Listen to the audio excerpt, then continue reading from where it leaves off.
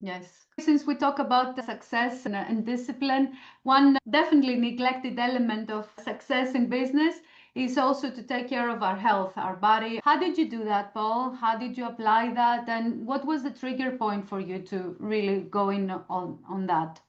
Was speaking at a conference with Robin Sharma, who's the author of the Monk Who Sold His Ferrari, and he was speaking about habits, and they don't try for long enough. They think it's try for 14 days or 21 days or 30 days and it didn't work. And research had just come out that it takes a minimum of 66 to 67 days to create a habit. So that was the beginning of it for me because my health was always up and down. And I decided I was going to create a habit of jogging every day. Yeah, I started jogging every day. I didn't look any different.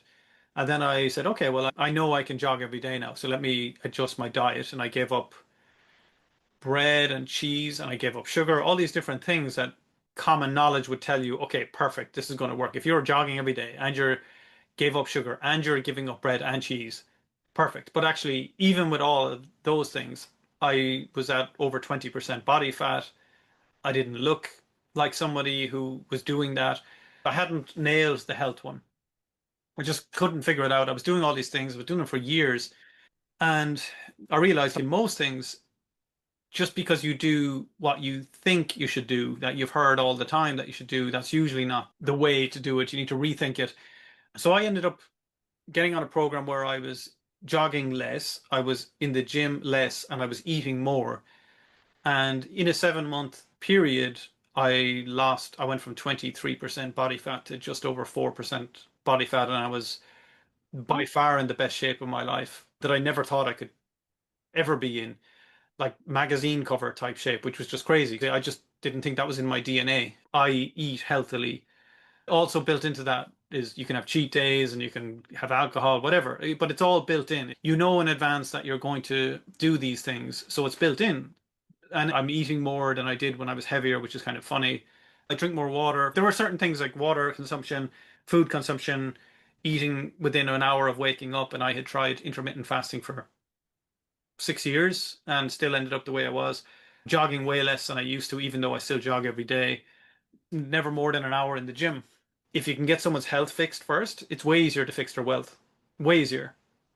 Because if you look good in the mirror, everything in life feels easier. Like everything, if you feel good about yourself, you're like, yeah, let's go.